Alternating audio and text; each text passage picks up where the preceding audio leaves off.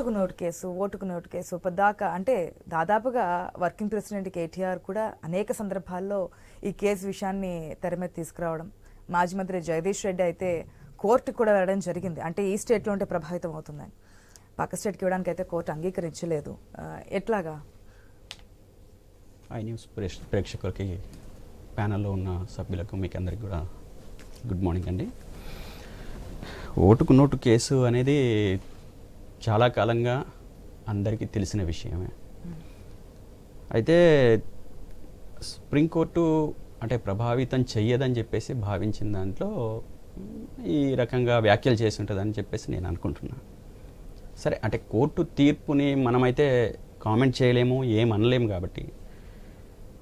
కానీ ఎవరైనా అధికారంలో ఉన్నప్పుడు, మనంగా మాట్లాడుకుంటే ఎవరైనా అధికారంలో ఉన్నప్పుడు తప్పనిసరిగా దాని మీద ప్రభావం ఉంటుందని చెప్పేసి జనరల్గా ప్రతి ఒక్కళ్ళకి తెలిసిన అంశమే. సరే, అంటే క్రైటీరియా సుప్రీంకోర్టు ఏం తీసుకుంది, ఏం తీసుకోలేదు అనేది ఇంకో విషయం. కానీ సహజంగా జరిగే ప్రక్రియ ఏదైనా ఒక కేసు, అది సహజంగా ఎక్కడైనా సరే, కింద నుంచి పై లెవెల్ దాకా ఎక్కడైనా సరే అదే జరిగే ప్రక్రియ. సహజంగా అదే నేను అంటుంది రేవంత్ రెడ్డి గారి విషయమే కాదు, జనరల్గా అంటే కోర్టు కేసులకు సంబంధించి కావచ్చు, లేకపోతే పోలీస్ కేసులకు సంబంధించి కావచ్చు, లేదా కోర్టులో వచ్చే తీర్పులకు సంబంధించింది కావచ్చు, సాక్షుల్ని ప్రభావితం చేయడానికి మ్యాక్సిమం అవకాశాలు ఉంటాయి. జనరల్గానే చేసుకుంటారు, ఏదో మేనేజ్మెంట్ చేసుకోవడమో, లేకపోతే మాట్లాడుకోవడమో, లేకపోతే ఇంకో రకంగా చేసుకోవడమో చేసుకొని అంటే ఒక రకంగా కేసు నుంచి బయటపడడానికి ప్రయత్నాలు జరుగుతాయి. ఎక్కడ డౌట్ వస్తుంది అంటే గతంలో మీరు 10 years అధికారంలో ఉన్నారు. ఈ 10 years కవిత అరెస్ట్ కాలేదు, మీరు అధికారం కోల్పోగానే అరెస్ట్ అయ్యారు. ఇవి కూడా దాంట్లో భాగంగా అనుకోవచ్చా? నేను మళ్ళా టాపిక్ నే మీరు డైవర్ట్ చేయకండి. కవిత గారి సబ్జెక్ట్ ఏదైతే కోర్టులు కేసులు అధికార పార్టీ ప్రభావితం అంటున్నారు, దాని గురించే మాట్లాడుతున్నాను. నేను కోర్టు వరకే పరిమితం కావాలి అని అంటున్నా. అదేవిధంగా మిగతా విషయాలు ఇంకో రకంగా చూడాలంట. కోర్టు విషయాలకు మనం కామెంట్ చేయొద్దు, జనరల్ గా జరిగే విషయాల మీద మాట్లాడదాం. ఈరోజు మనకు రేవంత్ రెడ్డి గారు మాట్లాడిన దాంట్లో కావచ్చు, లేకపోతే ఆ రోజు జరిగిన ఘటన కావచ్చు, ఆ ఘటనలో మనకు క్లియర్గా కనపడుతుంది కాబట్టి ఆ రకంగా చేశాం. సరే, ఇప్పటిదాకా ఇన్వాల్వ్ కాలేదు కాబట్టి పక్క రాష్ట్రానికి మేము ఇవ్వలేమని చెప్పేసి భావించి ఉండొచ్చు కోర్టు, అంతవరకే. అయితే ఈ రకమైన వ్యవహారం ఉంటుంది అని చెప్పేసి మనం అనుకుంటున్నాం కాబట్టి దానికి సంబంధించి మీరు పక్క రాష్ట్రానికి మార్చండి. ఒక ముఖ్యమంత్రి హోదాలో ఉన్నారు కాబట్టి, ఈ ముఖ్యమంత్రి హోదాలో ఉన్నప్పుడు జరిగే అవకాశాలు ఉంటాయి కాబట్టి ఇది చెయ్యండి అని చెప్పేసి అంటే కోర్టుకు వెళ్ళడం అయితే తప్పేం కాదు. సరే, దాంట్లో కోర్టు అనేక విషయాలు పరిగణలోకి తీసుకోవచ్చు, లేదా మార్చమని చెప్పవచ్చు, అది వేరే సంగతి. అయితే ఇక మనం ఆ రోజు జరిగిన ఘటన మన కళ్ళ ముందే ఇంకా తీర్పు రాలేదు. ఆ తీర్పు కోసమే మనం ఎదురు చూస్తూ ఉన్నాం. అది ఎప్పుడు కంప్లీట్ అవుతుంది, ఎక్కడ దాకా డ్రాగన్ అవుతుంది, ఏంటి అనేది మనం చూడాలి. ఇప్పటికైతే మాకున్న అనుమానాల మేరకు మేము వేయటం జరిగింది. ఆ అనుమానాలని నివృత్తి అంటే సుప్రీంకోర్టుకి ఒక యాంగిల్లో అర్థమైంది, మాకు ఒక యాంగిల్లో అర్థమైంది. సో అది రేపు కంటిన్యూషన్. మీకు ఒక అవకాశం ఉంది, సీఎం ఏదైనా ఈ కేసు ఇన్వాల్వ్ అవుతున్నట్టు, ప్రభావితం చేస్తున్నట్టు తెలిస్తే కనుక తప్పకుండా మీరు కేసు వేయచ్చు అని చెప్పారు. ఎస్, మేము అదే అంటున్నాం. సుప్రీంకోర్టు ఆ వ్యాఖ్యలు చేసింది కాబట్టి ఇంకా ఆప్షన్ ఏం ముగిసిపోలేదు, ఉంది. ఒకవేళ రేపు భవిష్యత్తులో ఏదైనా దాంట్లో ఖచ్చితంగా తన ఇన్వాల్వ్మెంట్ ఉంటే కనుక తప్పనిసరిగా వేయటానికి అవకాశం ఉంది, వేస్తాము. సుప్రీంకోర్టు కూడా అవకాశం ఇచ్చింది. ఇప్పటిదాకా అటువంటిది జరగలేదు. రేపు జరిగితే మాత్రం పిటిషనర్కి అవకాశం ఇస్తున్నామని చెప్పేసి సుప్రీంకోర్టు చెప్పింది కాబట్టి మేము చాలా హ్యాపీ ఉన్నాం ఆ విషయంలో. ఇక్కడ రేపు ఏమన్నా జరగడానికి అవకాశం ఉన్నా దాన్ని కంట్రోల్ కావడానికి కూడా ఒక అంశం ఉంటుంది. అంటే మేమంటుంది తప్పుని తప్పుగా చూడాలి అనే, అంటే ఎందుకు ఈ రకంగా ఒకవైపు మేము అట్లా స్టాండ్ తీసుకోవడం జరిగింది అంటే, ఆ రోజు జరిగిన తప్పుని, ఆ తప్పు ఖచ్చితంగా దానికి శిక్ష పడాలి అనే ఒక సదుద్దేశంతో, అంటే శిక్ష పడాలి లేకపోతే ఇంకోటి జైలుకి వెళ్ళాలి, ఈ విషయాలు అది కాదు. ఏదైనా అట్లాంటి తప్పు జరిగినప్పుడు ఖచ్చితంగా అది దాన్ని రెక్టిఫికేషనో లేకపోతే దాని నుంచి పశ్చాత్తాపమో లేకపోతే ఆ తప్పు నా నుంచి జరగాల్సింది కాదు, నేను అది జరిగింది అని చెప్పేసి అనడము, ఇటువంటిది ఖచ్చితంగా కోర్టు ముందు రావడమో లేకపోతే దానికి తగిన ఆధారాలతోనే రేపు సుప్రీంకోర్టు ఏ శిక్ష వేస్తుందో అది చూద్దాం, మనం భవిష్యత్తులో చూద్దాం. నందారెడ్డి గారు గుడ్ మార్నింగ్ అండి. Hello, good morning. నందారెడ్డి గారు, ఓటుకు నేటు కేసుకు సంబంధించి బాగున్నాం సార్, మీరు ఎలా ఉన్నారు? ఓకే అండి. నందారెడ్డి గారు, ఓటుకు నోటు కేసు గతంలో బీజేపీ నాయకులు కూడా పలుసార్లు మాట్లాడినటువంటి సందర్భం, అంటే బీజేపీ నాయకులేంటి బీఆర్ఎస్ నాయకులేంటి మాట్లాడిన సందర్భం. అయితే ట్రాన్స్ఫర్ చేయాలన్నారు. కోర్టు దీనికి సంబంధించి కొన్ని కండిషన్స్, అంటే ఒకవేళ సీఎం దీంట్లో ఇన్వాల్వ్ అవుతున్నట్టు తెలిస్తే కనుక మీరు మళ్ళీ పిటిషన్ వేయచ్చు అంటూ కూడా చెప్పడం జరిగింది. ఇప్పటివరకైతే ఇదే స్టేట్లో ఉంటుంది, ఇదే దర్యాప్తు సంస్థ కంటిన్యూ చేయబోతోంది. దాన్ని బీఆర్ఎస్ కూడా స్వాగతిస్తున్నారు. ఒకవేళ మాకు కూడా ఇంకో ఆప్షన్ ఉంది కదా అనేది, ఏమంటారు? ప్రభావితం చేసే అవకాశాలు ఉంటాయా? రేవంత్ రెడ్డి ఓటుకు నోటు కేసు అనేది తెలంగాణ రాష్ట్ర ప్రజలకే తెలుసు గతంలో, ఎందుకు హైకోర్టు పరిధిలో ఉండే కావాలి. తెలంగాణ రాష్ట్ర ప్రజలందరి గిట్ట ప్రత్యక్షంగా చూసినారు ఆయన ఏం చేసినాడు, నిజంగానే తప్పు చేసినాడా చేయలేడా, టిఆర్ఎస్ పార్టీ కావాలని ఇరికిచ్చినదా, అదంతా టిఆర్ఎస్ కు కాంగ్రెస్ కు ఉన్నటువంటి ఒక అప్పుడు ఉన్నటువంటి ఒక రేవంత్ రెడ్డికి మీద ఉన్నటువంటి ఒక కక్షాన, అదన్నీ అనవసరమైన విషయాలు. అది హైకోర్టు కాకపోతే సుప్రీంకోర్టు పోయినాడు, సుప్రీంకోర్టు పోతే అది ఆయన వ్యక్తిగత విషయం అని మేము అనుకుంటున్నాం. దీంతో ప్రజలకు ఏం ఉపయోగము? ఒకవేళ ఆయన మీద ఓటుకు నోటు కేసు అయినది, కేసు అయితే ఆయన సుప్రీంకోర్టు పోయినాడు, నిజంగానే ఆయన దొంగతనం చేస్తే ఆయనను సుప్రీంకోర్టు శిక్షిస్తుంది. దానికి ప్రజలకు డిబేట్ కు ఏంటి సంబంధం? కాంగ్రెస్ పార్టీ నుండి ఆయన ఒక ముఖ్యమంత్రి గెలిపించినారు ప్రజలు. ప్రజల సమస్యల మీద మాట్లాడాలి, ప్రజా అవసరాల గురించి మాట్లాడాలి, వీళ్ళు ఇచ్చినటువంటి ఒక హామీలు ఏమున్నాయో వాటి గురించి మాట్లాడాలి. కానీ వీటి గురించి చర్చ లేదు, వీటి గురించి అంత అవసరం ఏమున్నది? ఒకవేళ ఓటుకున్నోట ఆయన నిజంగానే దొంగతనం చేసి దొంగనే అన్నాడు అనుకో, నేను జనాలంతా అన్నారు ఆ విషయం, నేను అన్నాను కాదు. ఇది సుప్రీంకోర్టు రేపు పొద్దుగాల నిజంగానే శిక్షకు అర్హుని అంటే శిక్ష పోతాడు, దాని ఏమున్నది? దానికోసం ఇంత చర్చించాల్సిన అవసరం ఏంటి? ఆయన వ్యక్తిగత జీవితం అది. వ్యక్తిగతంలో కేసీఆర్ కు ఆయనకు ఉన్నటువంటి ఒక ఇద్దరి మధ్యలో గతంలో కేసీఆర్ రేవంత్ రెడ్డికి ఇచ్చినాడు, ఇప్పుడు రేవంత్ రెడ్డి కేసీఆర్ ని ఇరికిస్తాడా ఇరికియడా అది వాళ్ళిద్దరు వ్యక్తిగతంగా తీర్చుకోవాల్సినటువంటి ఒక విషయం. నిజంగా రేవంత్ రెడ్డి గారి బిడ్డ పెళ్లి రోజు కూడా తీసుకుపోయి జైల్లో పెట్టినటువంటి ఒక చరిత్ర టిఆర్ఎస్ పార్టీకి ఉంది. అంటే వ్యక్తిగతంగా పోకూడదు అని నేను భారతీయ జనతా పార్టీ కార్యకర్తగా చెప్తున్నా. ఇది ప్రజల కోసము, ప్రజా ఎలక్షన్, ప్రజలు గెలిచినటువంటి ఒక నాయకులు ప్రజా సమస్యల మీద ప్రజల కోసం కొట్లాడు, ప్రజల కోసం పనిచేయాలి. నిజంగా నువ్వు ఏదైనా ఉద్యమం చేసినావు, ప్రజా ఉద్యమంలో పాల్గొన్నావు, దాని మీద నీ మీద కేసు అయినది, నిజంగా నువ్వు హైకోర్టులో సుప్రీంకోర్టులో కొట్లాడుతున్నావు, అరే నిజంగా దాని మీద ప్రజలు హ్యాట్సప్ చెప్తారు. నీకు ఇప్పుడు ఎందుకు గౌరవించాలి? ఆ కేసుకు ప్రజలకు ఏంటి సంబంధం? ఇది నా వ్యక్తిగత అభిప్రాయం. ఇంకొకటి, ఈ రోజు హైడ్రా అనేటటువంటి ఒక దుకాణం మాట్లాడదాం, హైడ్రా గురించి మాట్లాడదాం. హైడ్రా గురించి కాస్త సీరియస్ గానే మాట్లాడదాం. ఫస్ట్ దీని గురించి అయిన తర్వాత అప్పుడు హైడ్రా గురించి. రేవంత్ రెడ్డి నేను కాంగ్రెస్ గవర్నమెంట్ ఒకటి క్వశ్చన్ చేయదలుచుకున్నా. మరి ఆ రోజు నిన్ను వ్యక్తిగతంగా ఇబ్బంది పెట్టిరని ఈ రోజు టిఆర్ఎస్ వాళ్ళని ఏమన్నా వ్యక్తిగతంగా ఇబ్బంది పెట్టాలనుకుంటున్నావా? లేదు అనుకుంటే వాళ్ళకు నీకున్నటువంటి ఒక ములాఖాత్ ఏమన్నా జరిగినదా టిఆర్ఎస్ కు? నీకు గతంలో ఇదే రేవంత్ రెడ్డి గారు చాలా సార్లు మాట్లాడినాడు, మిమ్మల్ని అందరినీ జైలుకు పంపిస్తాము, అక్కడ జరిగినటువంటి ఒక కుంభకోణాలన్నీ బయటకు తీస్తాము, రకరకాలైనటువంటి ఒక వ్యక్తులతోటి మీకు ఉన్నటువంటి ఒక సత్సంబంధాలు గాని, అక్కడ ఉన్నటువంటి ఒక కేసులు గాని, ఆ మద్యం కుంభకోణం గాని అన్నిటికీ సంబంధించి ఒకటరిగా తెలంగాణ రాష్ట్రంలో గిట మద్యం అంటే మీకు కేవలం లిక్కర్ కేసు కవితదే కాదు.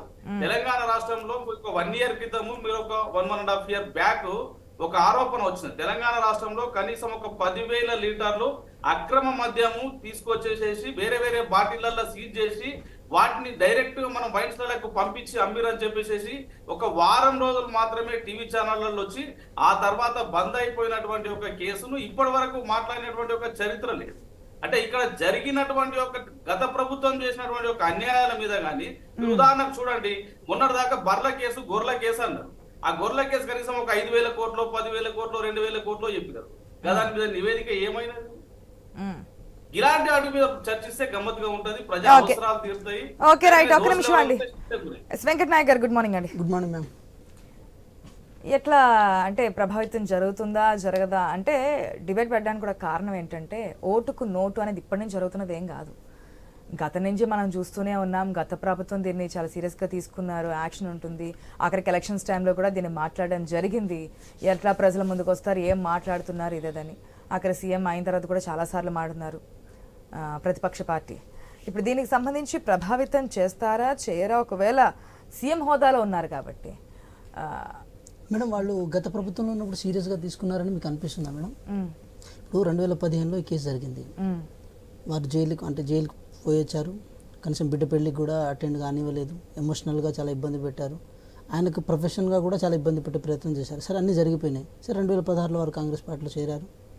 2014 నుంచి 23 వరకు వాళ్ళే అధికారంలో ఉన్నారు.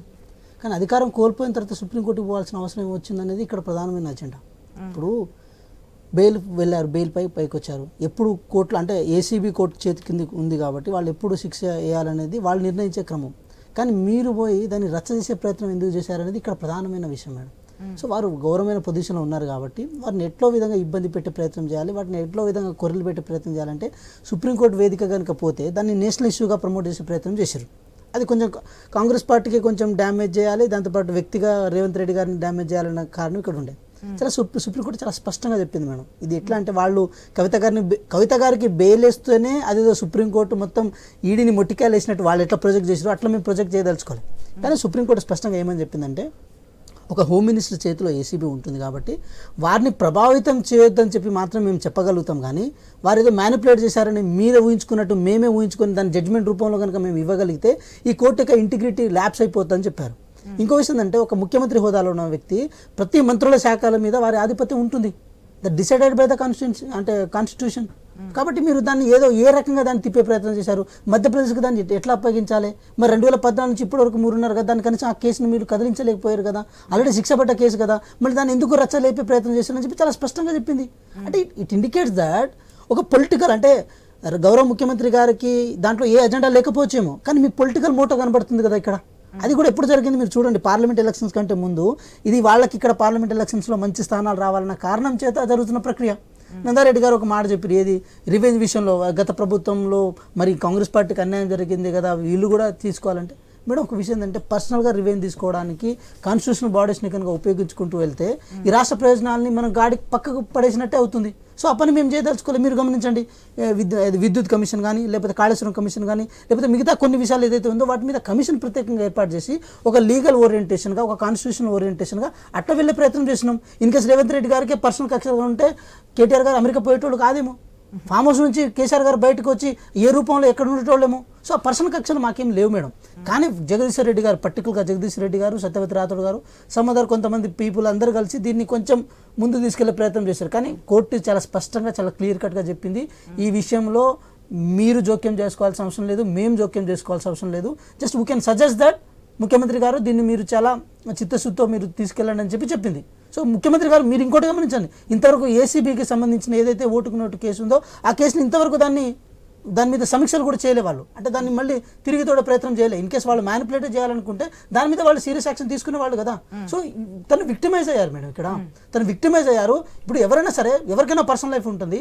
సొంత బిడ్డ పెళ్ళికి కూడా వెళ్ళడానికి వీలు లేకుండా ఒక పేరోళ్ళ మీద వచ్చి ఒక ఖైదీలాగా వచ్చి ఆశీర్వదించుకోవడం అంటే ఎంత బాధాకరంగా ఉంటుంది. సో ఇంతకంటే ఆయన ఎమోషనల్గా డ్యామేజ్ చేసిన సందర్భాలు లేవు. ఇంకా మీరు కొత్తగా ఈరోజు చేసేదే ఉంది, అదే చెప్పగలుగుతాం. ఓకే అండ్ ఎస్ జయరామ్ గారు గుడ్ మార్నింగ్ అండి.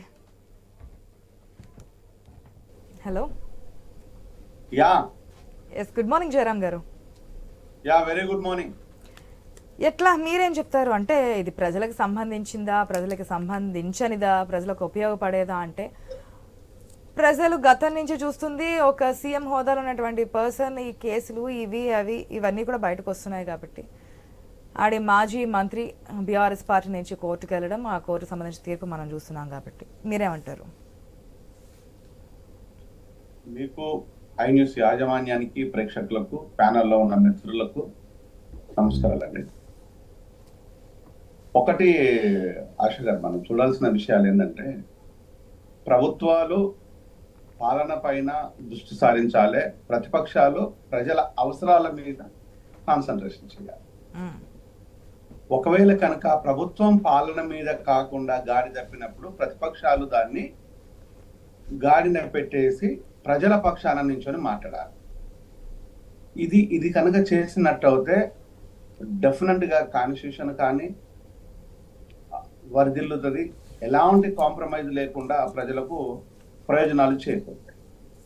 ఇది ఏది కాకుండా వ్యక్తిగత ప్రయోజనాల కోసము, రాజకీయ ప్రయోజనాల కోసము ఎవరు మాట్లాడినా కూడా అది ప్రజలు గమనిస్తూనే ఉంటారు. సో వ్యక్తిగత ప్రయోజనాలు రాజకీయాల్లో కొత్తవి కాదు, రాజకీయ పార్టీ ప్రయోజనాలు కూడా రాజకీయాలలో కొత్తవి కాదు. ఇప్పుడు ప్రజా ప్రయోజనాల కంటే వ్యక్తిగత ప్రయోజనాలకే పెద్దపీట వేసేసి ఎక్కువ కాన్సన్ట్రేషన్ చేస్తున్నారు. ఈ రోజు ప్రజా ప్రయోజనాల కంటే పార్టీ ప్రయోజనాలు, రాజకీయ ప్రయోజనాలే నెక్స్ట్ ఫ్యూచర్ గోల్ అని ప్లాన్ చేసుకుంటున్నారు. ఇప్పుడు రేవంత్ రెడ్డి మీద పోయిండ్రు. సో ఒక గైడ్ లైన్స్ క్రియేట్ చేసింది, ఒక గైడ్ లైన్స్ చెప్పింది, ఇగో ఈ పద్ధతిలో ఉండాలి, ఇది మేము చెయ్యము, ఇది మేము చేయగలుగుతాము అనేదాన్ని సుప్రీంకోర్టు చాలా క్లియర్ గా ఇచ్చింది. సుప్రీంకోర్టు విషయం లోపల ఎవరు ఎలాంటి కామెంట్ చేయలేరు. సో అక్కడ ఒకటి గత ప్రభుత్వానికి అర్థం కావాల్సిందంటే కోర్టులు కాదు ఇక్కడ చేయాల్సింది, సాక్ష్యాలు, సాక్షులు చాలా కీలకం. గత ప్రభుత్వానికి అర్థం కావాల్సింది ఏంటంటే మీరు పెట్టిన సాక్షులు, మీరు చూపించే సాక్ష్యాలు అవి మాత్రమే కోర్టును ప్రభావితం చేస్తాయి, వ్యక్తులు ప్రభావితం చేయరు. అవి చాలా విషయాలు ప్రభుత్వాలు తెలుసుకోకపోవటం వల్ల మీకు కేసులు వీక్ అయి కొట్టివేయబడుతుంటాయి తప్పితే కోర్టుల తప్పులు కాదు, ఇక్కడ ఎవరి తప్పులు కావు. ఎప్పుడైతే ఒక చిన్న ఎగ్జాంపుల్ నేను చెప్తాను. అసౌద్దీన్ క్లియర్ గా మాట్లాడిండు, దానిపైన ఎవిడెన్స్ ఉంది. ఆ ఎవిడెన్స్ ను బీఆర్ఎస్ ప్రొడ్యూస్ చేయలేదు, కోర్టు కట్టేసింది. Simple logic. ఆయన మాట్లాడిన విషయం తెలుసు, అది మొత్తం వైరల్ అయింది. ఆ వైరల్ అయిన వీడియోను కోర్టులో ప్రజెంట్ చేయలేదు కాబట్టి ఆయన చేయనట్టుగానే లెక్క కేసు కొట్టేసింది. ఇప్పుడు రేవంత్ రెడ్డి విషయం లోపల మీరు ఏం చెప్పాలనుకుంటున్నారో మీ దగ్గర ఉన్న సాక్ష్యాలను చాలా క్లియర్ గా మీరు కనుక ప్రజెంట్ చేసినట్టు అయితే మీకు ఎలాంటి కన్ఫ్యూజ్ లేదు. కోర్టులు ఎక్కడైనా కోర్టే. కోర్టుకు గౌరవం అనేది హైకోర్టు కానుంచి మొదలుకుంటే లోయర్ కోర్టు వరకు కోర్టు మాత్రమే. కాకపోతే కోర్టుల లోపల మెట్లు తేడాలు ఉండొచ్చు, వ్యవస్థ లోపల కొంత తేడాలు ఉండొచ్చు, కానీ న్యాయం మాత్రం అంతటా ఒకే కదా. అక్కడ మీరు పెట్టే సాక్ష్యాలు ఆధారం బట్టే తీర్పులు ఉంటాయి తప్పితే పర్సనల్ ఫీలింగ్స్ ను బట్టి తీర్పులు ఉండవన్న విషయాన్ని గౌరవనీయులు మాజీ ముఖ్యమంత్రి చెప్పాల్సిన అవసరం లేదు. ఇక్కడ ఇవన్నీ విషయాలు మర్చిపోయి దీన్ని ఒక గొప్ప పని చేసినామని కాంగ్రెస్ అనుకోవడం కరెక్ట్ కాదు. లేదు ఇప్పటికిప్పుడు రేవంత్ రెడ్డిని తీసుకొచ్చేసి శిక్ష పడేసి తీసుకొచ్చినట్ట. అలా శిక్షలు వెయ్యాలంటే, ఇన్స్టెంట్ శిక్షలు వెయ్యాలంటే కోర్టులు ఉండాల్సిన పని లేదు. ఏ సజ్జనార్ లాంటి వాళ్ళకు పవర్ ఇచ్చినట్టు అయితే ఏ ఇన్స్టెంట్ జస్టిస్ ఏం జరుగుతుందో దిశ ఎన్కౌంటర్ లో చాలా క్లియర్ గా చూసాం. దానిపైన పోలీసులు ఫేస్ చేసిన విధానాన్ని కూడా చూసాం. ఇక్కడ ప్రభుత్వాలకు అర్థం కావాల్సిందంటే జడ్జిమెంట్ అనేది ఇన్స్టెంట్ కాఫీ కాదు, దానిపైన అబ్జర్వేషన్ ఉంటది, అధికారంతోనే ఉంటది, ఆవేశాలు ఉండవు, అహర్నిశలు పూర్తి స్థాయి లోపల దానికి కావాల్సిన మెటీరియల్ ను ప్రొడ్యూస్ చేయాల్సిన బాధ్యత ఎవరైతే కేసు పెడతారో కేసు పెట్టిన ప్రభుత్వం మీద బాధ్యత ఉంటుంది. దాన్ని మీరు గత ప్రభుత్వంలో ఉన్నప్పుడు కనుక మీరు ప్రొడ్యూస్ చేసినట్టు అయితే ఇప్పుడు మీరు హ్యాపీగా నిశ్చింతగా ఉండండి. మీరు ప్రొడ్యూస్ చేయలేదు అంటే ఎందుకు చేయలేదు అనే విషయాన్ని మిమ్మల్ని మీరు ఆత్మవిమర్శన చేసుకోండి. ఇక్కడ కోర్టుల లోపల నేరస్తులను కూర్చోబెట్టి ఆర్గ్యుమెంట్ చేయలేదు, కేసు పెట్టిన వాళ్ళను పెట్టి ఆర్గ్యుమెంట్ చేస్తారు. ఈ విషయాలన్నీ ఎందుకు తెలియలేకపోతున్నది? గౌరవనీయులైన మాజీ ముఖ్యమంత్రి తెలియదా? అప్పుడు ఉన్న అడ్వకేట్ జనరల్ కు తెలియదా? అప్పుడు ఉన్న కేటీఆర్ కు, హరీష్ రావుకు తెలియదా? ఇలా ఎవరికి తెలియదు? అందరికి తెలిసిన విషయాలే. కానీ మరి ప్రొడ్యూస్ చేయడం లోపల సాక్ష్యాలను ప్రొడ్యూస్ చేయడం లోపల ఎందుకు ల్యాక్ వస్తుందన్న విషయాన్ని అర్థం చేసుకోవాలి. ఓవరాల్ గా వీళ్ళు అర్థం చేసుకోవాల్సింది ఏంటంటే కోర్టులలోకి పోవడం కాదు, నేరస్తుల్ని నిరూపించాలనుకుంటే సాక్ష్యాలే కీలకము. దాన్ని ఎవరు ప్రభావితం చేయలేరు. ఎవరి వాళ్ళకి ఎప్పుడు ప్రభావితం చేస్తారు అంటే ముఖ్యమంత్రి హోదాలో డెఫినెట్ గా రేవంత్ రెడ్డి ఉన్నాడు. రేవంత్ రెడ్డి ఏ కోర్టులో ఉన్నా చేయగలుగుతారు. ఒకవేళ మీ లెక్క ప్రకారము ఇక్కడ కాదు మధ్యప్రదేశ్ పోతే అక్కడ చేయలేడా? ఇక్కడికి మధ్యప్రదేశ్ తేడాలే ఉంటది. మీరు ఏ విధమైన ప్రభావితం చేస్తారు అనుకుంటున్నారు? డబ్బులతోనా, పొలిటికల్ బ్యాక్గ్రౌండ్ తోనా, లేదా రాత్రిపూట పోయి బెదిరించడాలు లేకపోతే డోరు కొట్టాలు ఇట్లాంటి చేయడు కదా. ఈ రెండు అయితే డబ్బులు లేకపోతే ఇన్ఫ్లుయెన్స్. ఇది ఎక్కడున్నా జరుగుతుంది. ఇది ఎక్కడున్నా జరుగుతుంది. ఏ మారుమూల గ్రామంలో ఉన్నా కూడా చేయొచ్చు. మరి ఇది జరగదని మీరు అనుకుంటున్నారా? ఇది జరగదని మీరు నిజంగా ఇది జరగదు ఈ రాష్ట్రాల లోపల తెలంగాణ లోపల ఇలాంటి అవినీతి వ్యవస్థ ఉంది అని మీరు అనుకున్నట్ట, అవినీతి వ్యవస్థకు మూలాలను వెతకారు కదా. అవినీతి వ్యవస్థ ఎక్కడి నుంచి వచ్చింది, ఏ విధంగా వచ్చేసింది, దాన్ని ఎవరు పెంచిళ్ళు?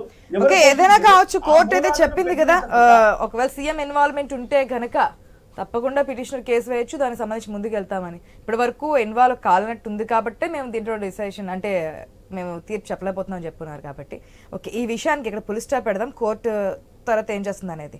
మెయిన్గా హైడ్రా,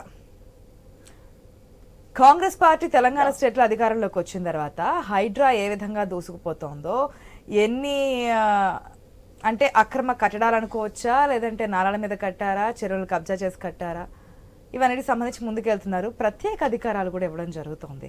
ఐ థింక్ ఇందాక నందారెడ్డి గారు రెస్పాండ్ అయ్యారు. దీనికంటే ముందు నిన్న Ponguleti Srinivas Reddy after cabinet meeting తర్వాత హైడ్రాకి సంబంధించి ఎటువంటి డెసిషన్ తీసుకున్నారు ఏంటి అనేది మాట్లాడడం జరిగింది. అసలు ఏమన్నారో ఏంటో ఒకసారి విందాం. హైడ్రా ముఖ్య ఉద్దేశం ఏదైతే ఉందో, ఔటర్ రింగ్ రోడ్డుకి ఇన్నర్ లో ఉన్న కోర్ హైదరాబాద్ కి ఈ హైడ్రా అనేది చెరువులు, కుంటలు, ఏవైతే రిజర్వాయర్స్ ఉన్నాయో రిజర్వాయర్లు, నాలాలు, వీటన్నిటికీ ఎఫ్టిఎల్ బఫర్ జోన్ లో ఏవైతే స్ట్రక్చర్స్ ఉన్నాయో, గతంలో మున్సిపాలిటీలు, కార్పొరేషన్లు, వివిధ శాఖలకు సంబంధించిన అంశాలన్నిటిలో ఈ హైడ్రా పూర్తిగా వాటికి ఎన్నైతే హక్కులు ఉన్నాయో ఈ హైడ్రాకి ఈనాడు కేబినెట్ లో వాటన్నిటికీ సంబంధించిన అంశాలని హైడ్రాని ఇన్కార్పొరేట్ చేయటం జరిగింది. రైట్, నందారెడ్డి గారు, హైడ్రా ఇంతకు ముందు హైడ్రాను వ్యతిరేకించట్లేదు ఇక్కడ, మీరు గుర్తుపెట్టుకుంది. హైడ్రాను స్వాగతిస్తున్నా, కానీ ప్రజల్లో ఉన్నటువంటి ఒక డౌట్ ను తెట్టతేలం చేయమని నేను పదే పదే ప్రతి టీవీ ఛానల్లో ఇదే చెప్తున్నా. ఏం చెప్తున్నంటే, ఈ హైదరాబాద్ లో 10,000 చెరువులు ఉన్నాయి. ఒక్కొక్క చెరువుకు కనీసం 10 నుంచి 20 ఎకరాలు కబ్జాలు అయినాయి. వాటికి సంబంధించినటువంటి ఒక నీళ్లు వచ్చేటటువంటి ఒక కాలువలు గాని, నీళ్లు పోయేటటువంటి ఒక అలుగులు గాని, వాటికి ఉన్నటువంటి ఒక తుప్పలకి ఉన్నటువంటి ఒక వాటర్ గాని మీ ఇరిగేషన్ డిపార్ట్మెంట్ వాళ్ళని కూర్చుండబెట్టుకొని, రెవెన్యూ డిపార్ట్మెంట్ వాళ్ళని కూర్చుండబెట్టుకొని, ఎక్కడి నుండి ఏ చెరువు ఎంత వరకు కబ్జా అయిందో వాటికి సంబంధించినటువంటి ఒక 1935 జీవో ఒకటి ఉన్నది, 1992 మ్యాప్ ఒకటి ఉన్నది. ఆ తర్వాత వచ్చినటువంటి ఒక డిజిటలైజేషన్ మ్యాప్స్ ఉన్నాయి, గూగుల్ మ్యాప్స్ ఉన్నాయి. 10 years క్రితం కానీ, ఒక 15 years క్రితం కానీ, 20 years క్రితం కానీ కావాల్సినటువంటి ఒక మ్యాప్లు తెప్పించుకొని, ఇగో ఈ హైదరాబాద్ లో ఇక్కడ నుండి ఇక్కడి వరకు కబ్జాలు అయినాయి. ఈ కబ్జాలను మేము ఇన్ని రోజులల్లా ఖచ్చితంగా ఈ 1,00,000 ఎకరాలల్లా ఎవరున్నా సరే స్వచ్ఛందంగా ప్రభుత్వానికి సరెండర్ చేసి మీరు ఖాళీ చేసి వెళ్ళిపోండి, లేదు అనుకుంటే ఖచ్చితంగా వీటన్నిటిని తీసేస్తాము అని వీళ్ళందరినీ ప్రభుత్వాన్ని అధికారికంగా అఫీషియల్ గా ముఖ్యమంత్రి గారికి నేను రిక్వెస్ట్ చేస్తున్నా. అతను శ్వేత పత్రాన్ని రిలీజ్ చేయాలి. రిలీజ్ చేసి ఆ తర్వాత రాష్ట్రంలో ఉన్నటువంటి ఒక ముఖ్య పట్టణాలలో కరీంనగర్ గాని, వరంగల్ గాని, నిజామాబాద్ గాని, మెదక్ గాని, ఇలాంటి మహబూబ్ నగర్ గాని, ఇలాంటి మేజర్ సిటీల గిట్ట ఇక్కడ నుండి ఇక్కడ వరకు కబ్జా అయినది, ఖచ్చితంగా దీని అంతటిని తొలగిస్తాము అని చెప్పేసి శ్వేత పత్రం పట్టుకొని కూర్చుంటే ప్రజలు ప్రభుత్వాన్ని విశ్వాసిస్తారు. కానీ ఇక్కడ ప్రజలు ప్రభుత్వాన్ని ఎందుకు విశ్వాసిస్తలేరంటే, మీరు ఇలా మై హోమ్ రామేశ్వరరావు ఉన్నాడు. నిజంగానే హైటెక్ సిటీలో ఆయన ఒక 30 ఎకరాలు కేవలం మొత్తం చెరువు, ఆ చెరువు అలుగులో కాల్వలలో కట్టినటువంటి ఒక వ్యవస్థ అక్కడ ఉన్నది. రాజ్ పుష్ప కన్స్ట్రక్షన్ ఉన్నది. ఇలా రాజ్ పుష్ప కనీసం ఒక 20 ఎకరాలు మొత్తం చెరువులను ముంచి కట్టినటువంటి ఒక చరిత్ర వాళ్ళందరికీ ఉన్నది. అదే విధంగా ఓవైసీ, అసదుద్దీన్ ఓవైసీ ఏదైతే ఉన్నదో కాలేజీలు అన్నీ ఉన్నాయి. ఇలా మంత్రి మల్లారెడ్డి గారు మీరు చూడండి సూరారం చెరువు కొత్త మొత్తం ఎఫ్టీఎల్ కనీసం ఒక 13-14 ఎకరాలు కట్టిండు. ఇంకా వేరే కాలేజీలు తీసుకుంటే కనీసం ఒక 80 ఎకరాల వరకు కట్టినటువంటి ఒక చరిత్ర. ఇట్లా ఎన్ని కాలేజీలు ఉన్నాయో, అన్ని స్కూళ్ళు ఉన్నాయో, లేదు అనుకుంటే ఎన్ని సామాన్యులు ఎవరైనా ఉంటే గుడిసెలు వేసుకున్నారా, ఇల్లు కట్టుకున్నారా? సంపన్నులకు ఒక రూలు, సామాన్యులకు ఒక రూలు కాకుండా అందరికీ ఒకే విధమైనటువంటి ఒక శ్వేతపత్రాన్ని రిలీజ్ చేసి మేము ఈ డేట్ నుంచి ఈ డేట్ దాకా మీకు అవకాశం ఇస్తున్నాం ప్రభుత్వం నుండి, ఈ డేట్ తర్వాత మీకు ఎలాంటి మినహాయింపు ఉండదు, అందరి కూలగొడతామని అందరిది సమానమైనటువంటి ఒక న్యాయం ద్వారా కూలగొట్టినట్టయితే ప్రజలు స్వాగతిస్తారు, ప్రభుత్వాలను విశ్వాసిస్తారు. కానీ కోర్టులను గౌరవించినటువంటి ఒక ప్రభుత్వాలను ప్రజలు ప్రభుత్వాన్ని ఎందుకు విశ్వాసించాలి, ఎందుకు గౌరవించాలి? ఒక నిస్సహాయ స్థితిలో ఉన్నటువంటి ఒక మొన్న ఒక అమ్మాయి ఒక ప్రెస్ మీట్ లో చెప్తున్నది. ఏం చెప్తున్నది? హైదరాబాద్ అండి 5 గంటలకు వచ్చినారు, మా అమ్మా నాన్నను పోలీసులు వచ్చి లేపి కానీ బయటకు తీసుకుపోయినారు, కనీసం మా పుస్తకాలు తెచ్చుకుంటాం సార్ అంటే కూడా తెచ్చుకొని లేరు, మా పెన్నులు పోయినాయి సార్, మా పుస్తకాలు పోయినాయి, మా సర్టిఫికేట్ పోయినాయి. ఇంతకన్నా మూర్ఖత్వం, దుర్మార్గమైనటువంటి ఒక హైడ్రాను మనం ఏమని కొనియాడాలి మేడం? మీకు అర్థమవుతుందా? ఒక సామాన్యుడు ఒక 20 సంవత్సరాలు కూలీ చేసి నెలకు ఒక 20,000 రూపాయలు సంపాదించినట్టయితే, నెలకు 10,000 పొదుపు చేసుకున్నట్టయితే, సంవత్సరానికి 1,00,000 రూపాయలు పొదుపు చేస్తే 20 సంవత్సరాలు కష్టపడి 20 లక్షల రూపాయలు ఒక బిల్డర్ చేతిలో పెట్టి ఇంకొక 50 లక్షలు 30 లక్షలు లోను తీసుకొని ఒక 50 లక్షలు పెట్టి అతను ఒక చిన్న అపార్ట్మెంట్ మొత్తమంత ఇల్లు కట్టుకుంటే దాని 30 లక్షల రూపాయల అప్పు ఎవడు కట్టాలి? మరి బ్యాంక్ వాడు అప్పు ఇచ్చినాడు కదా, మరి హెచ్ఎండి వాళ్ళు పర్మిషన్ ఇచ్చినారు కదా, ఎంఆర్ఓ పర్మిషన్ ఇచ్చినాడు కదా, రెవెన్యూ మ్యాప్ ఉన్నది కదా, మరి అధికారులందరినీ ఎందుకు సస్పెండ్ చేస్తలేవు? అధికారుల మీద ఎందుకు చర్య ఈ రోజు నేను కోర్టును వ్యతిరేకించేంత దమ్ము నాకు లేదు, కానీ కోర్టు తీసుకునేటటువంటి ఒక డిసిషన్ లో గిట్ట చాలా పొరపాట్లు ఉన్నాయి మేడం. ఈ రోజు ఈ తెలంగాణ రాష్ట్రంలో రెవెన్యూ చట్టంలో ప్రజల కోసం, ప్రజా అవసరాల కోసం 1947 లో స్వాతంత్రం వస్తే 54 రెవెన్యూ చట్టం ప్రకారము ప్రజల దగ్గర భూమి లేదు. అప్పుడు కేవలం భూస్వాముల దగ్గర, పెత్తందారుల దగ్గర, దొరల దగ్గర ఉన్నటువంటి ఒక భూమిని ప్రజలు ఎవరన్నా 7 సంవత్సరాలు ఒకే కుటుంబము దున్నుకున్నట్టయితే అతనికి 100% రైట్స్ అని, 40 ఇయర్స్ అతనే చేసుకున్నట్టయితే 13B నమూనా ప్రకారము పంచనామా కాపీ పెట్టి భూమి అతనికే ఇవ్వాలని రకరకాలైనటువంటి ఒక జీవోలు తీసుకొచ్చి పేద ప్రజలను కాపాడడానికి ఉన్నటువంటి ఒక జీవాలన్నింటినీ తిరగ రాసినటువంటి ఒక కేసీఆర్ ఒక దుర్మార్గుడు మేడం.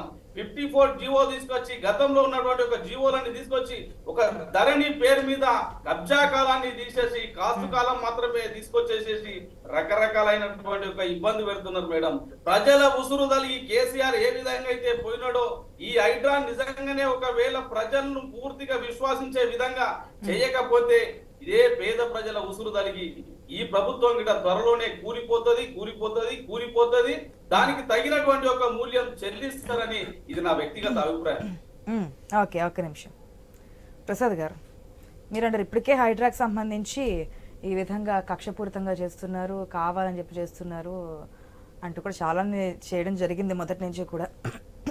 ఇప్పుడు కొన్ని ప్రత్యేక అధికారాలు కూడా ఇవ్వడం జరిగింది, వారికే నోటీసులు ఇచ్చే అధికారం కానీ ఇవన్నీ కూడా ఏ విధంగా ఉండబోతుంది అనుకుంటున్నారు?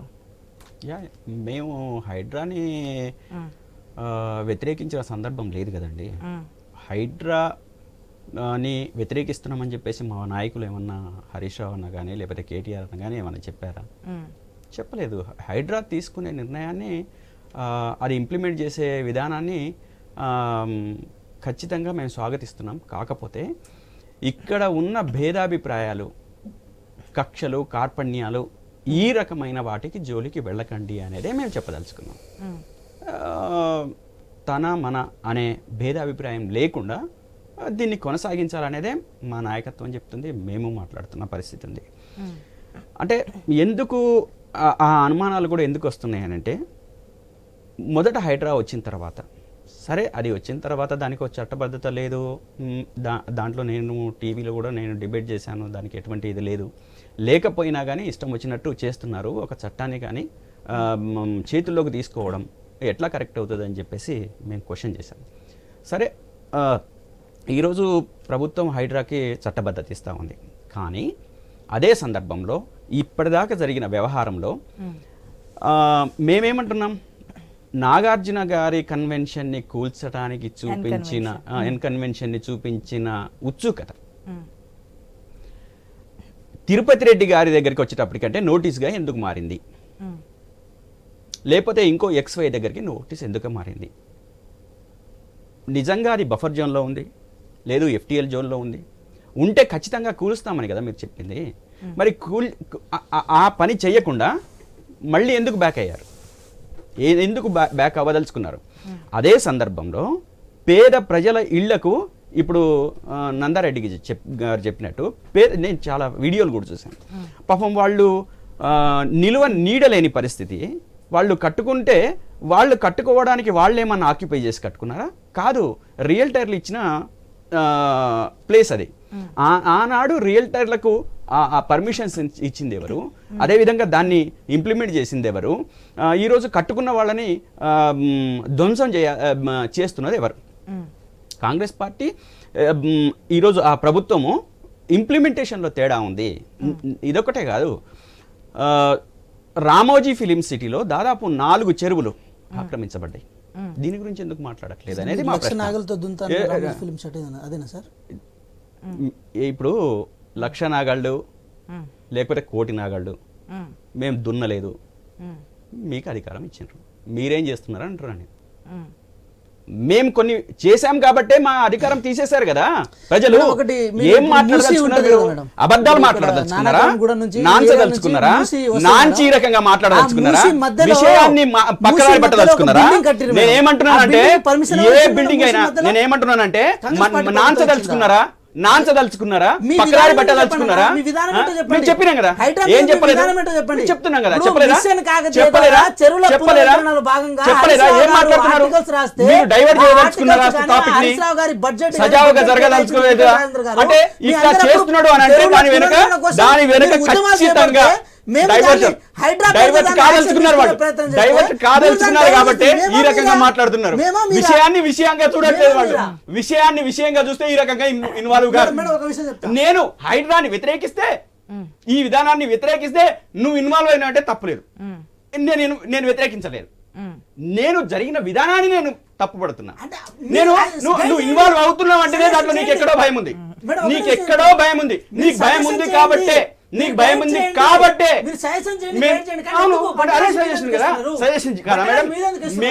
మేమేమంటున్నాము, పేద ప్రజలకు సంబంధించిన విషయాలలో మీరు ఇన్వాల్వ్ అయ్యే దశ మీరు ఆలోచన చేయండి అని చెప్పేసి అని అంటున్నాం. మేము సజెషన్ ఇస్తున్నాం, మేమేం రూలింగ్ చేయట్లేదు. మీరు మాట్లాడే విధానం మీరు మాట్లాడితే గనక మేము చెప్పదలుచుకున్న విషయాలు మేము చెప్తాం. మీరు విషయాల్ని పక్కన పట్టిస్తే ఎన్టీఆర్ ట్రస్ట్ ఉంది మేడం, ఎన్టీఆర్ ట్రస్ట్ ఆధ్వర్యంలో నడుస్తున్న ఎడ్యుకేషన్ ఇన్స్టిట్యూట్ ఈ రోజు సమర్థిస్తున్నామనే చెప్తున్నామని మేము వ్యతిరేకిస్తున్నామని చెప్తున్నామా? విధానం ఒక్కొక్కల పట్ల ఒక్క రకంగా ఉందని చెప్పి చెప్తున్నాం. వెంకట్ గారికి భయం ఎందుకు? వెంకట్ గారికి ఎందుకు భయం? ఈ కాంగ్రెస్ పార్టీకి భయం ఎందుకు? ఎందుకు ఇన్వాల్వ్ అవుతున్నారు? ఎవరు పేదవాళ్ళు తెలుసు కానీ ఎందుకు భయం? నేను వెంకట్ గారికి భయం ఎందుకు అడుగుతున్నా? ఎందుకు భయం? మరి ఎందుకు ఇన్వాల్వ్ అవుతున్నావు? ఎందుకు ఇన్వాల్వ్ అవుతున్నావు? నేను తప్పు మాట్లాడితే ఇన్వాల్వ్ కా? నేను తప్పు మాట్లాడితే ఇన్వాల్వ్ కా? నేను తప్పు మాట్లాడట్లేదు కదా మేడం. ఒకటి మీరు అర్థం చేసుకోవాల్సింది, నేను గనక తప్పు మాట్లాడితే నువ్వు ఇన్వాల్వ్ అయినావంటే తప్పు లేదు. నువ్వు కూడా తప్పు మాట్లాడితే నేను ఇన్వాల్వ్ అవుతా, అది వేరే విషయం. కానీ తప్పుడు మాటలని నేను మాట్లాడకన్నా ముందే నువ్వు ఇన్వాల్వ్ అవుతున్నావు అంటే నువ్వు ఎక్కడో డైవర్ట్ అవుతున్నావు కాబట్టే ఈ విధానాలు. ఈ రోజు ఏం మాట్లాడినా నేను హైడ్రాని వ్యతిరేకించానా? 4 చెరువులు ఉన్నాయి వాస్తవం. ఇది మేము చెప్తున్నాం కదా, మేము మా అధికారం కోల్పోయినాం. ఎందుకు కోల్పోయినాము? ఏం మాట్లాడుతున్నారు? వెంకట్ గారు ఏం మాట్లాడుతున్నారు అంటే తప్పించుకోవడానికి పెద్దవాళ్ళని కాపాడాలి. తిరుపతి రెడ్డి విషయం ఎన్కన్వెన్షన్ సపోర్ట్ చేసింది ఎవరు? మేము చేసామా? ఇప్పుడు నేను మాట్లాడుతూనే చెప్పాను, ఎన్కన్వెన్షన్ తప్పుల్లో ఉంటే ఖచ్చితంగా దాన్ని ఇంప్లిమెంట్ చేయాల్సిందే. కానీ ఆ రోజు విధానం లేదండి, ఈ రోజు విధానం తెచ్చినావు కదా. ఆ రోజు విధానం లేదు, ఈ రోజు విధానం తెచ్చినావు కదా. పాలసీ తెచ్చినావు కదా, తెచ్చినప్పుడు ఇంప్లిమెంట్ చేయాలి కదా. ఇక్కడ సప్రయత్నాలు కాకుండా కొనసాగాలి కదా. అదే విధంగా పాలసీని అందరికి ఒకే రకంగా ఇంప్లిమెంట్ చేయాలి కదా. ఇంప్లిమెంట్ చేయకుండా నువ్వు దొంగతనంగా ఎందుకు చేస్తున్నావు? పాలసీ తన మన అనే భేదాభిప్రాయం లేకుండా చేయాలనుకుంటున్నా. ఎందుకు వెంకట్ కు భయం వేస్తుంది? గద గద ఎందుకు అడుగుతున్నాడు వెంకట్? కింద నుంచి ఎందుకు భయం వేస్తుంది వెంకట్? అడిగిన క్వశ్చన్స్ కాదు మేడం, ఎందుకు ఇన్వాల్వ్ కావాలి? సమాధానం తెలుసుకుందాం. ఎందుకు భయం వేస్తుంది? మీరు అడిగిన ప్రశ్నలకి నేను సమాధానం తెలుసుకున్నాను. నేను సమాధానం తెలుసుకుంటాను. ఏమంటున్నానంటే కంప్లీటే కాలేదు. ఓకే, నేను మీకు సమయం ఇస్తాను, వెయిట్ చేయండి. సమయం ఇస్తాను, ఒకసారి వెయిట్ చేయండి. ఎస్, డిబేట్ కంటిన్యూ చేద్దాం. దానికంటే ముందు షార్ట్ బ్రేక్ తీసుకుందాం. Stay tuned.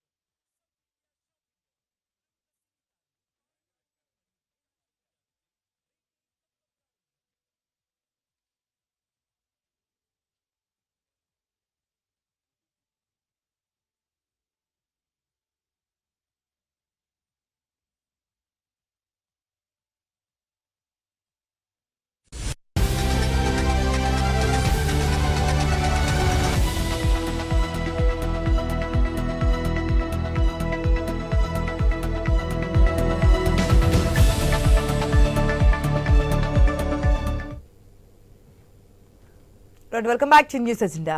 Yes Prasad garu, మీ పాయింట్స్ అయితే టక్టగా చెప్పండి, సమాధానం తెలుసుకోవాలి. నేనేమంటున్నానంటే రామోజీ ఫిలిం సిటీలో 4 చెరువులు ఆక్యుపై చేయబడ్డాయి అనేది ఇది రికార్డెడ్. రెండోది, ఈరోజు ఎన్టీఆర్ ట్రస్ట్ ఎడ్యుకేషనల్ ఇన్స్టిట్యూట్ గండిపేటలో ఈరోజు అది కూడా ఆక్యుపై చేసింది అనేది వాస్తవం. ఇది రికార్డెడ్గా ఉంది. ఇది మేము క్రియేట్ చేసిందో, లేకపోతే మీరు క్రియేట్ చేసిందో, లేకపోతే ఇంకొకళ్ళు క్రియేట్ చేసిందో కాదు. హైడ్రా విధానం ఏదైతే ఉందో ఆ హైడ్రా విధానాన్ని మీరు పాలసీ ఏదైతే తీసుకున్నారో ఆ తీసుకున్న పాలసీని కరెక్ట్ గా ఇంప్లిమెంట్ చేయండి అని అంటున్నాం. ఆ దాంట్లో టీఆర్ఎస్ వాళ్ళు ఉంటే వదిలిపెట్టండి, లేకపోతే ఇంకొకళ్ళు ఉంటే మా వాళ్ళు ఉంటే వదిలిపెట్టండి అని మేము అనట్లేదు. అదే విధంగా జన్వాడ ఫామ్ హౌస్ విషయం కూడా దాంట్లో తప్పుంటే తప్పనిసరిగా మీరు తీసేసేయండి అని అంటున్నాం. అదే చెప్పారు, మీరు తప్పుంటే తీసేయని అంటున్నాం తప్పితే ఎలా తీస్తారని చెప్పేసి అని అన్నామా, లేకపోతే ధర్నా చేసామా, రాస్తారోకో చేసామా, లేకపోతే ఏం చేసాం? తప్పు మీరు ఏ విధానాన్ని అవలంబించదలుచుకున్నారో అవలంబించే విధానాన్ని పేద ప్రజల పట్ల, అదేవిధంగా ఉన్నత వర్గాల పట్ల ఏదైతే అది నష్టం, ఇది మొత్తం సమాజానికి సంబంధించిన సమస్య మేడం. ఎందుకనంటే చెరువు ఆక్యుపై జరిగిన, లేకపోతే నాలా ఆక్యుపై జరిగిన అనేక మంది ప్రజలకి ఇది ఎఫెక్ట్ అవుతుంది. వాళ్ళ జీవితాల మీద సీరియస్ ప్రభావం చూపిస్తుంది. ఆ సీరియస్ గా జరిగే ప్రభావాన్ని ఒక వ్యక్తికి ఒక రకంగా, ఇంకో వ్యక్తికి ఇంకో రకంగా ఎందుకు చేయాలి అని అంటున్నా నేను. ఆ అనేదాన్ని జీర్ణించుకోకపోతే మేమైతే ఏం చేయలేము, మీరు చేయండి. ఇప్పుడు దాంట్లో నేను లిస్ట్ లో దాంట్లో కేటీఆర్ గారిది ఉంటే కేటీఆర్ గారిది, గౌతమ్ ప్రసాద్ ఉంటే గౌతమ్ ప్రసాద్, లేకపోతే XY పర్సన్ తీసేసేయండి. సమాధానం తెలుసుకుందాం, ఎందుకంటే అనలిస్ట్ కూడా ఉన్నారు కాబట్టి. ఒక్క నిమిషం ప్లీజ్. ఏంటి వెంకట్ నాయక్ గారు, అసలు ఏంటి అంటే ఇప్పటి వరకు చాలా సందర్భాల్లో హైడ్రా ఏంటంటే కనీసం నోటీసులు కూడా ఇవ్వమని చెప్పి క్లియర్ కట్ గా చెప్పున్నారు. కరెక్టే కదా? ఇప్పుడు ఎన్కన్వేషన్ కావచ్చు, జనవాడ కావచ్చు, స్వాన్ వేరే ప్లేసెస్లో కూడా వారు వచ్చి మాకు రిజిస్ట్రేషన్ అయింది, ఏ విధంగా చేస్తారు ఏంటి, మాకు కనీసం నోటీస్ అంటే ఇవ్వము అని చెప్పున్నారు. కరెక్టే కదా? ఇప్పుడు మళ్ళీ నోటీసులు ఇస్తాము, నోటీసులు ఇవ్వడము, దాన్ని కోర్టుకు వెళ్ళడము, ఆపడం అనేవి జరుగుతున్నాయి కదా, దాని గురించి అడుగుతున్నారు. మేడం నేను ఒకటే చెప్తున్నాను, ఇప్పుడు కేటీఆర్ గారి ఫామ్ హౌసా కాదని చెప్పి కేటీఆర్ గారు కూడా నా ఫామ్ హౌస్ కాదు, నా ఫ్రెండ్ అని చెప్పి చెప్పుకుంటూ వచ్చారు. అంటే ఎప్పటికప్పుడు రంగులు మార్చుకున్నప్పుడు మేమేం చేసేది లేదు. కానీ ఒక మాట చెప్తున్నాను మేడం, ఇప్పుడు ఆశా గారు ఉన్నారు, ఆశా గారికి నెలకు 30,000 జీతం వస్తుంది.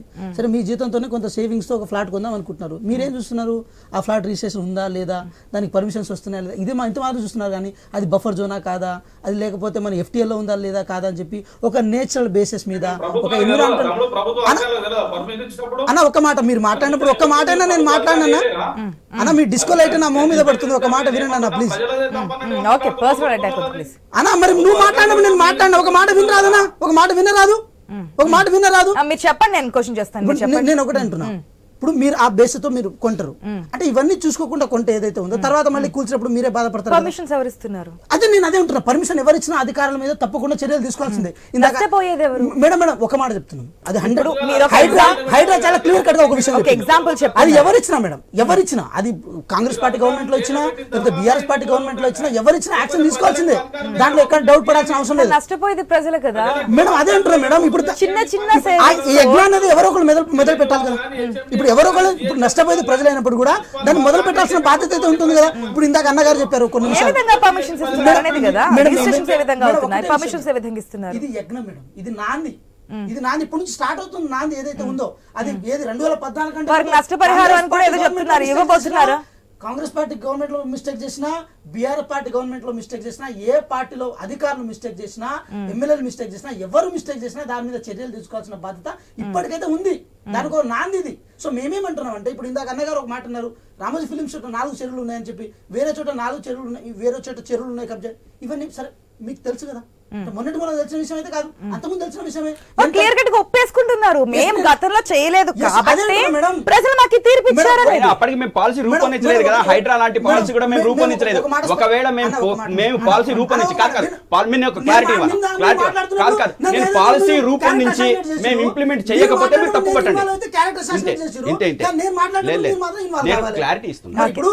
ఆయన కూడా ఇందాక అదే క్లారిటీ ఇవ్వబోయారు. ఓకే మేడం, నేను ఒకటే అంటున్నా మేడం, మీరు ఒకసారి మిషన్ కాకతీయ అని ఒక ఆర్టికల్ ఓరియంటేషన్ గా మిషన్ కాకతీయ పాలసీని మీరు ఒకసారి చూడండి. మిషన్ కాకతీయ అనేది కేవలం ఊరి చెరువులకు మాత్రమే పరిమితం కాలే, అది అర్బన్ రూరల్ అనే తేడా లేకుండా అందరికి అది వర్కబుల్ అయింది. దాంట్లో భాగంగా అప్పుడున్న ఈటల రాజేందర్ గారు ఆర్థిక శాఖ మంత్రి, దాంతోపాటు ఈ నీటిపారుదల శాఖ మంత్రి అయిన హరీష్ రావు గారు, వీళ్ళు చాలా క్లియర్ కట్ గా ఒక అజెండాను రూపొందించుకున్నారు. అజెండాలో FTL ఉంది, బఫర్ జోన్, ఈ అన్ని అంశాలని పరిగణలో తీసుకున్నారు. కానీ హైడ్రా అనే ఒక ప్రాసెస్ ని వాళ్ళు తీసుకురాలే. కానీ ఈ ప్రభుత్వం దాన్ని చేస్తుంది కదా. మీరు ఆలోచించిన ఇవన్నీ కూడా అంటే మేడం ఒకటే చెప్తాను, మీరు ఆలోచించిన విధానాన్ని తన మనానే భేదం లేకుండా ముందుకెళ్ళబోతున్నారా అని. కొంతమంది విషయాల్లో భయపడుతూ ఆగుతున్నారు, నోటీసులు ఇస్తున్నారు, కొన్ని విషయాల్లో మాత్రం చేస్తున్నారు. అంటే ఏమీ లేని ప్రజల దగ్గర మాత్రం చూపించడం. నందారెడ్డి గారు మాట్లాడుతున్నారు, ఇప్పుడు మీ దగ్గర ఎక్కడెక్కడ చెరువులు ఉన్నాయి, ఎక్కడెక్కడ ఉన్నాయి, మీ దగ్గర లిస్ట్ ఉందని మీరు చెప్తున్నారు కదా. మీరు హైడ్రా కమిషనర్ ఒకసారి అది ఇవ్వండి, తప్పేం లేదు. మేబీ వాళ్ళ అరే క్లియర్ గా ఉంది అక్కడ బఫర్ జోన్ లో ఏమున్నాయి, అది ఎవరి ఉన్నాయి, ఎక్కడున్నాయి అనేది క్లియర్ గా గూగుల్ మ్యాప్ లో ఉన్నాయి. గవర్నమెంట్ దగ్గర లిస్ట్ ఉంది. ఇంకా దాంట్లో ఎవరికి ఇవ్వాలా, ఎవరి మీద మీరు నెపం ఎవరి మీద నెట్టేస్తారు, ఇవ్వండి అని చెప్పేసి. మాకేం అనుమానము, మాకు ఉన్న అనుమానం చెప్తున్నాము. తిరుపతి రెడ్డి గారి దగ్గరికి వచ్చేటప్పటికే నోటీస్ ఎందుకు మారింది, కన్వెన్షన్ దగ్గరికి పోతే వితౌట్ నోటీస్ ఎట్లా కూర్చారు. అదే విధంగా ఇది కరెక్టా, ఇది కరెక్టా, ఇది కరెక్టా. కేటీఆర్ గారు జనవాడ చిన్న కరెంట్ చేయండి తప్పుంటే అన్నారు కదా. కాదు 10 సంవత్సరాలు ఎందుకు మీరు నోటీస్ చేయలేదు? మరి మా ఫ్రెండ్ తో ఇప్పుడు ఎందుకు క్లెయిమ్ చేసుకుంటారు మీరు? వాళ్ళప్పుడు హైడ్రాని తీసుకెళ్ళదని చెప్పేస్తున్నారు కదా. హైడ్రా విధానం ఇప్పుడు తీసుకొచ్చారు. కాకపోతే వెంకట్ నాయక్ గారు చెయ్యండి, మీరింత ముందు చదువుకున్నట్టుగా మాట్లాడాలి. ఏం మాట్లాడుతున్నావు? నువ్వు చదువుకున్నట్టు మాట్లాడట్లేదు, నువ్వు మాట్లాడుతున్నావు, మేమనట్లేదు.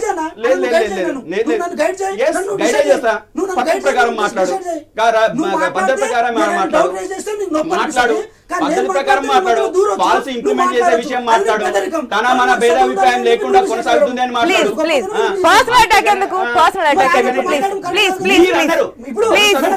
చదువుకున్నట్టు మాట్లాడట్లేదు, మీరు భయపడుతున్నారు. అవును, వాస్తవం కదా.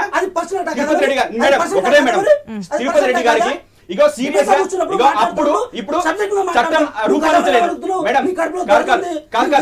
ఇప్పుడు ఒక్క విషయం నేను చెప్పదలుచుకున్నా ఇక్కడ. నేను హైడ్రా స్టార్ట్ అయిన తర్వాత ఎవరికి నోటీస్ ఇవ్వకుండా మేము కూల్చుతామని చెప్పేసి మీరు మాట అన్నారు కాబట్టి కన్వెన్షన్ లేకపోతే XY మీరు వితౌట్ నోటీస్ మీరు కూల్చిన తర్వాత తప్పు లేదు, మీరు ఒక విధానం అనుకున్నారు, దాన్ని ఇంప్లిమెంట్ చేశారు, వీఆర్ హ్యాపీ, తప్పేం లేదు. తిరుపతి రెడ్డి గారి దగ్గరికి వస్తే నోటీస్ ఎందుకు అయింది అంటున్నాం మేము ఎందుకు అంటున్నాం, మేము అదే అంటున్నాం. దానికి సమాధానం చెప్పకుండా వేరే మాట్లాడితే మేడం అందరికి నోటీస్, అది మా పార్టీకి గొప్పతనం అంటే నోటీస్ ఇవ్వకుండా ఏం కూర్చోలే లేదు మేడం, చెప్తున్నా 100% నోటీస్ పోయింది. మేడం విషయం ఏంటంటే ఇప్పుడు పేద ప్రజలు అంటున్నాం కదా, పేద ప్రజలు ఇది కూడా ఇక నోటీస్ ఏం పోయింది. మాట్లాడాలి ఇక? నోటీస్ పో- ఏం సార్, మాట్లాడతారు జనవాడ ఇక? ఫామ్ హౌస్ కూడా నోటీస్ పోయింది. ఏం మాట్లాడతారు ఇక? జనవాడ ఫామ్ హౌస్ కూడా నోటీస్ పోయింది. ఇంకేం మాట్లాడతాం అందరూ మేడం నోటీసులు ఇట్లయితే? పోతున్నాయి, నోటీసులు ఇట్లయితే ఇక ఇట్లా మాట్లాడితే ఏం మాట్లాడతారు చెప్పండి?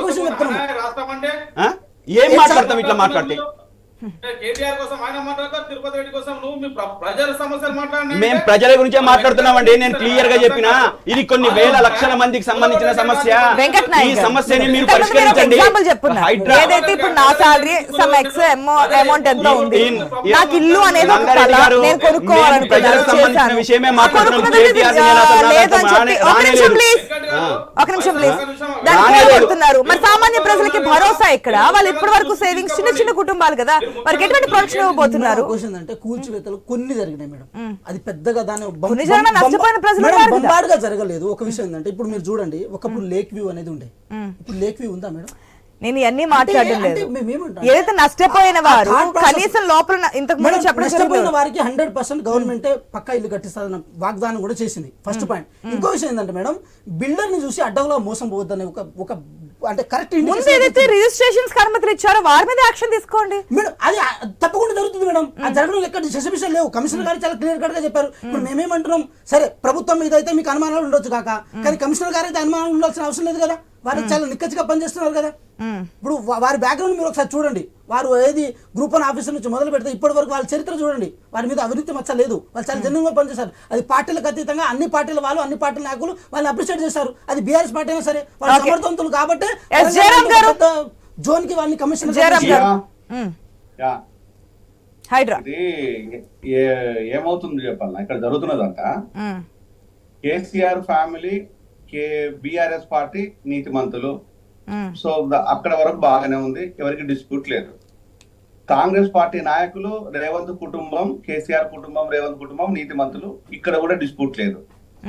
ఇక్కడ మరి అవినీతి పరులు ఎవరు, అక్రమదారులు ఎవరంటే ప్రజలు. ఇప్పుడు రెండు రాజకీయ పార్టీలు ఏం చెప్తుందంటే మేము గొప్ప వాళ్ళం, మేము నీతిమంతులం, మీరు నీతిమంతులు.